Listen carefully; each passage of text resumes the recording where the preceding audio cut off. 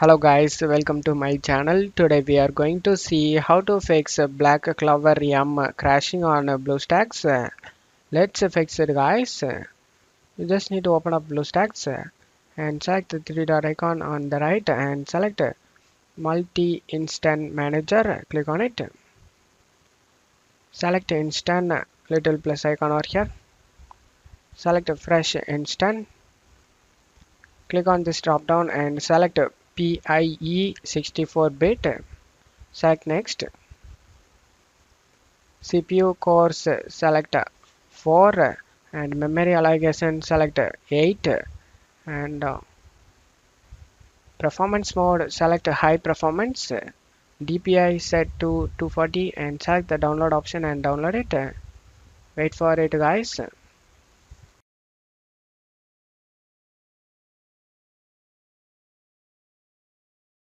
Now you just need to select stop this BlueStack player. We already have this BlueStack. Select stop.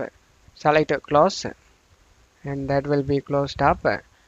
Now you just need to select a start next to the PIE 64-bit.